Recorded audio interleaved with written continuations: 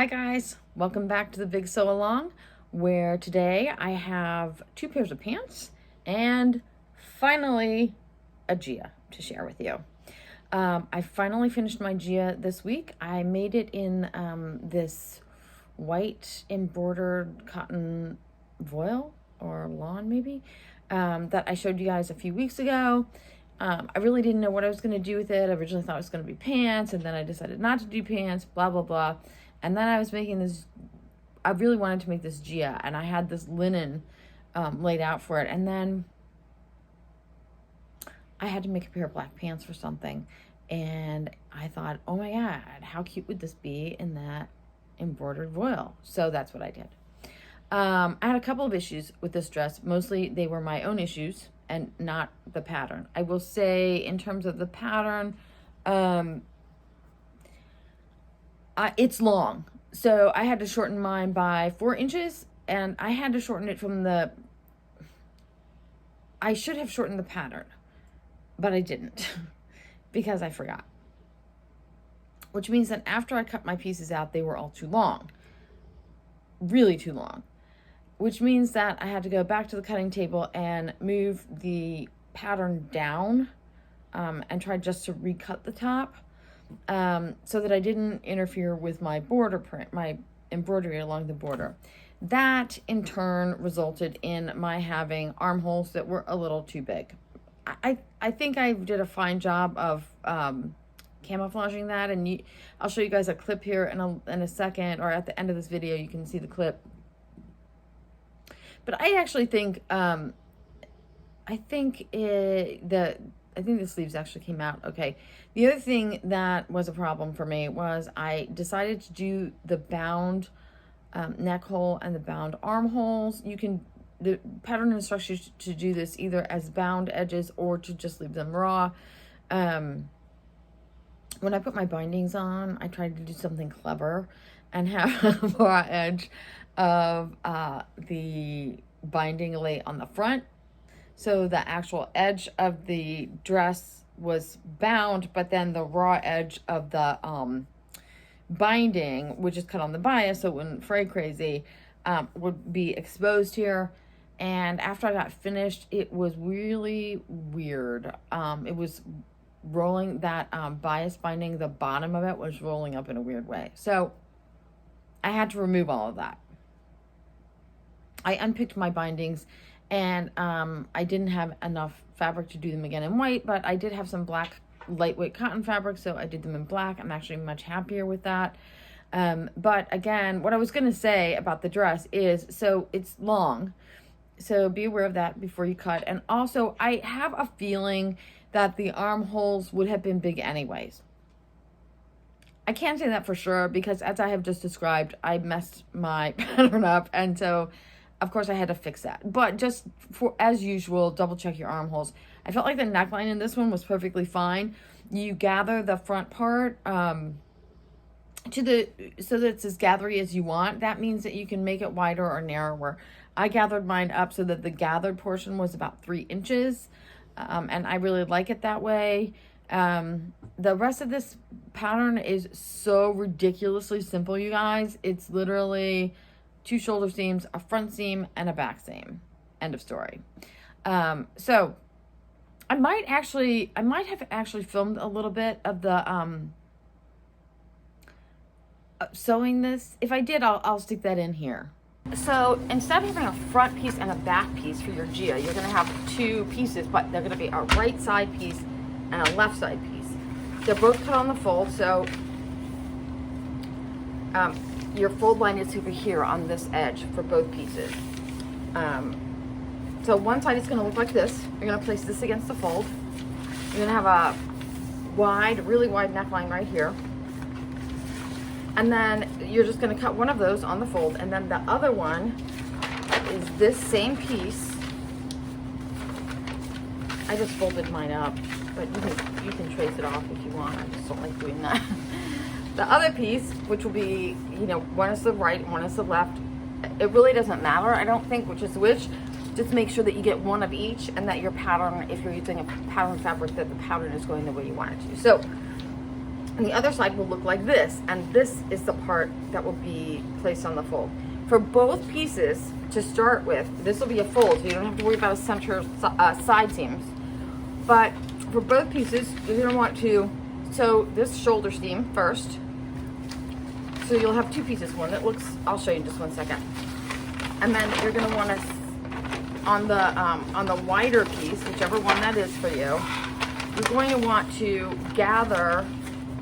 run a gathering stitch from this X to the end, and just gather that up so that that portion is between 3 and 4 inches wide, just depending on how wide you want your neckline or how you look your fabric once it's gathered. So here are my two pieces. There's one side, and you can see if I open it up, it looks like this. My armhole's right in the middle. There's a front and a back, and it looks like that. I have my gathering stitches here, so I'm going to gather those in just a second, but you can see them right here. The other thing I did right now, that you can attach the ties at the very end, but they will be stitched to the top of your dress. I want mine sewn into the seams, so there's a little notch on the side of the dress, and where your ties are supposed to go, and I'm just gonna baste mine down so that when I sew the center front seam and the center back seam, they'll be caught in the seams. So that's one side, and the other side is this, and again, you can see I've done my shoulder seams. There's just a hole there for my arm. Okay, so that's the right side of the larger piece. This is the right side of the smaller piece, and we're gonna sew a seam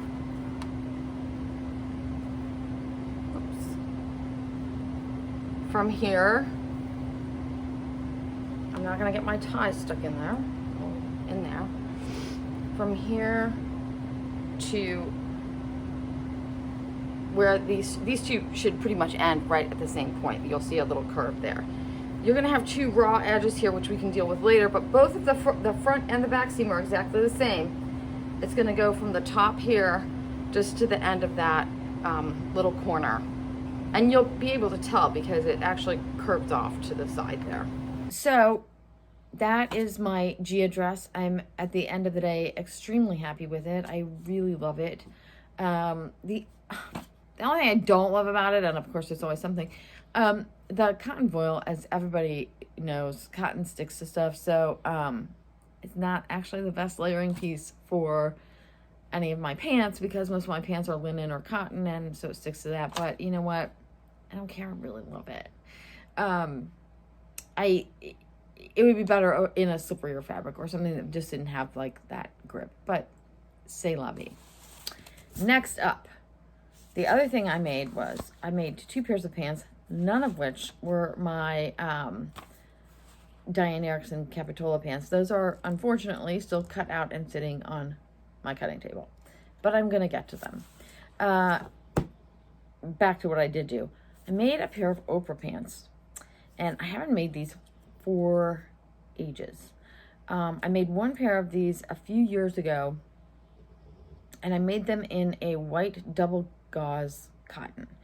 And I thought that they would be really perfect. They were really comfortable, but the fabric, for some reason, even though it was double gauze, I feel like it was just heavier, and so the pants were stiff, which is, again, like, most people aren't going to see the top of my pants, and I really liked the leg, so I do still have these pants. I just haven't worn them for a while, and I don't know where they are right now. I do. They're actually, like, stored away with, like, winter clothes right now. I didn't pull them out this year because I just, like I said, I haven't been wearing them. But anyway, over in one of the Facebook group pages, the Tina Givens fan club pages, it's a lot to get out. Anyways, you know where I mean. One of the ladies posted a pair of her Oprah pants recently, and I really, really liked them. So I made a pair of Oprahs. I was in desperate need of a pair of black pants for fall and winter, so I used the black linen mid-weight from fabricstore.com. I love these pants. I don't have a video of making the pants. They are like Tina Givens pants, really straightforward. I have pictures for you here that I'll show you here in just a second. of the actual pants. I really, really like these pants a lot. I will say, for some reason in this particular pattern, the front tends to ride up really high on me. Now, that happens with all of them because Tina's pants are just, they're big, baggy pants. But for some reason, this particular pair rides up more than others. And so if I make this again, I might cut the front waistband down maybe just an inch, just so it rides a little lower. Like I said before, my pants are usually covered on the top, so that doesn't really matter that much. But when I sit down, these pants tend to like ride up so much that they're like literally hitting my bra straps at the bottom. So it just feels really weird. So in the future, I'll probably just cut that down. But that might just be like my own body shape too. The other pants that I made this week, and I put a Diane Erickson, I used one of the patterns from her Just Pockets on this. It's like a wide welt pocket, I think. I'll show you a picture of this too so you can see. The other pant I made was someone over, again, in one of the Facebook groups. I swear someone asked if I could show them how I usually make my Plinkas. And now I've looked and I've looked and I've looked, and I can't find that comment anywhere. I should have written it down at the time, but I didn't. So if someone did actually request that and I can't find your name, I'm sorry. I recognize that you asked, and I did my best to accommodate you, but I don't know your name. So sorry.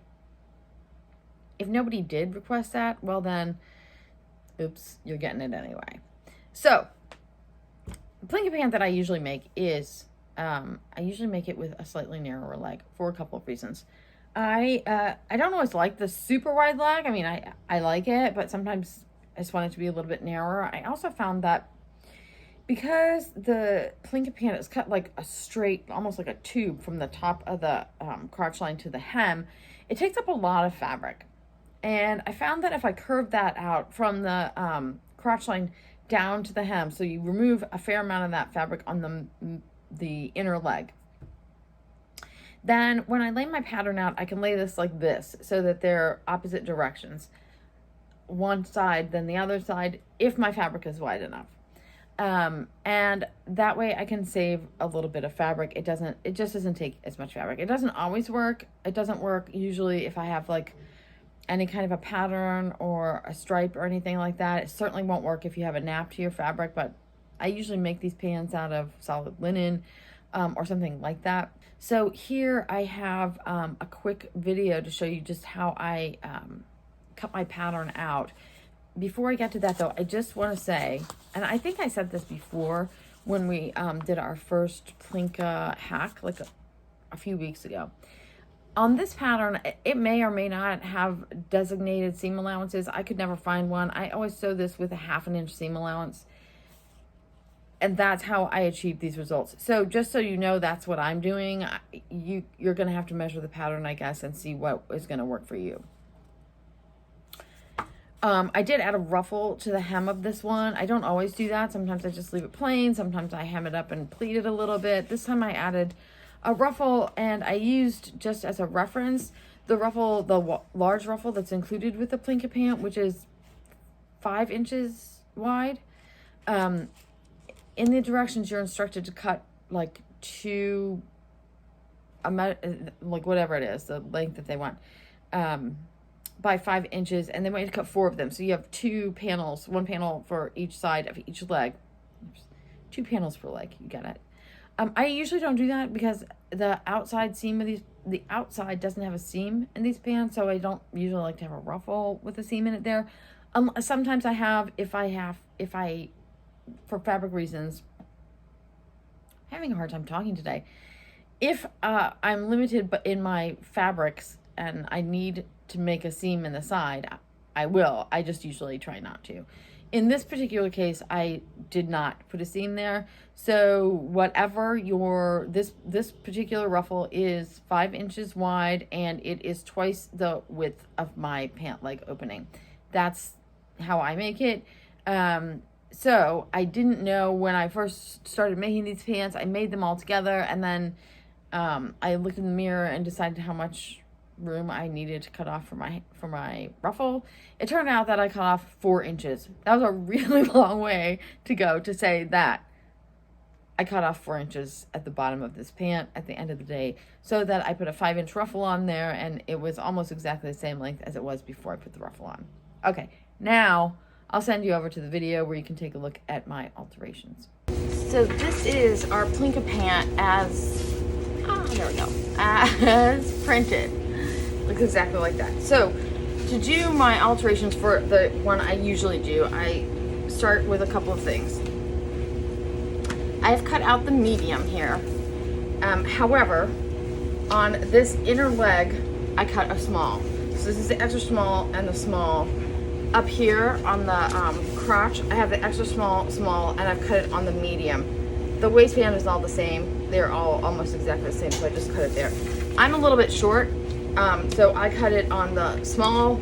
I could actually cut this on the extra small. On this one, I'm gonna shorten it a little bit anyways, because I am gonna add a 5-inch ruffle to the bottom of this one this time. So, but to make it narrower, what I do is, when I cut this, I'm gonna cut this on the fold, I'm gonna cut it twice, but I do want to cut the front down. I don't want my front to be as wide as my back. So I cut the whole thing on the medium line first, and then I highlight this so I don't forget. The front piece is going to be cut along this line, and I'm not going to completely finish that because I'm going to alter this inner leg here. So I'm going to finish this altered leg here in a second, so we'll join those in just a second. So that's all you really do for the top for the moment. For the bottom, I know I like this to be a 12-inch width on my pattern, which means that the leg will be 24 inches around. Well, a little bit less than that because you have your seam allowance, but still, I usually measure this right at 12 inches, which is, so 12 inches is right here.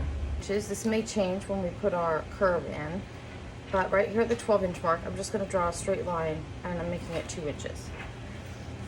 Then you'll go like this. I mean, it's going to be fine. I don't like it to have too much of a curve at the bottom or at the top, so it would be, we want to get to like that. Actually, that looks pretty good. I think we could do that. So, and I'm measuring it to here, to the top of my 2-inch mark. So there we go. That is for the back leg only. For the front leg, this is just a personal preference. You could just do it like this and it would be fine. It would still be a nice, slightly narrower leg. For me, I like my front crotch to be a little bit more shallow than my back crotch. I'm gonna make that like 3/4 of an inch. So I'm gonna make a mark right there. And then for my front pant, all I'm gonna do is, I'm gonna do the same thing, but instead of going to there, we're gonna go like that. That will be fine. You don't really want to make this lower because you want these two leg seams to be the same. So now all I do, just so I don't forget, is I finish marking this line here for my front, and this is also for my front, so I highlight this. And then we know the rest is the same for both. Okay, so now what I'm gonna do is trim off this extra right here so I don't get confused. Okay, just so we are clear about this crotch point situation, this point right here, the crotch point at the back, is the original crotch point from the original Plinka pant. That's where we cut our pattern out from the original printout. From that corner, we made our curve down to the hem.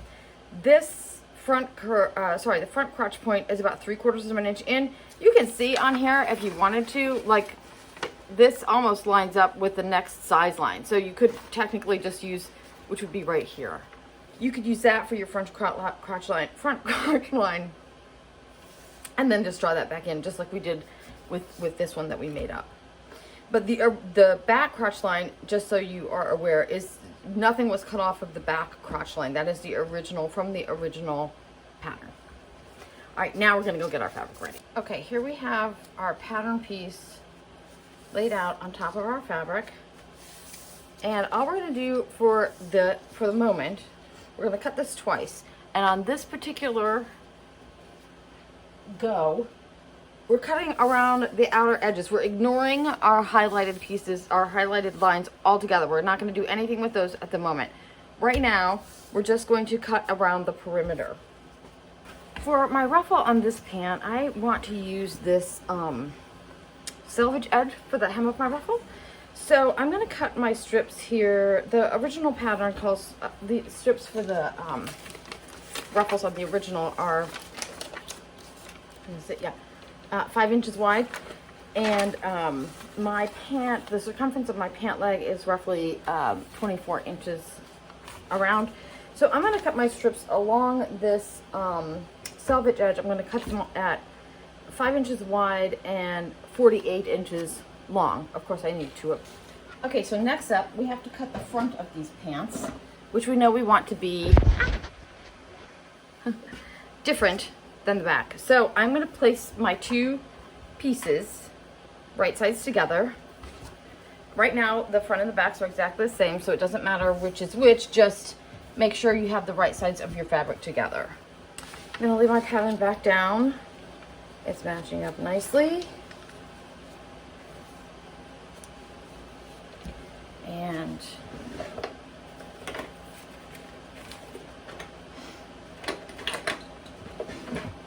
I'm gonna lay this I'm gonna lay it just on top, not in between the two pieces, just on top of the top layer. And make sure that's even. Make sure my top is even. I'm just gonna copy. I'm just gonna chalk wheel. I'm sorry. Use my tracing wheel to go over this line. That's on mine. It's the small, but yours will be whatever one size smaller than your back is. Make sure that doesn't move. Yeah, that's good.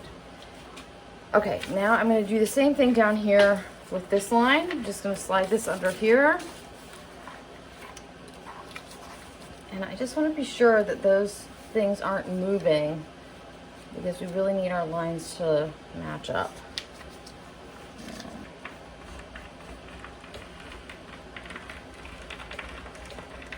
All right, now we have pretty clear cut lines.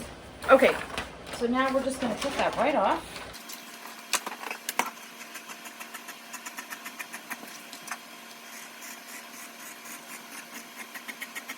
Okay, now we're just going to assemble these the way the directions tell you to, which is to put them right sides together.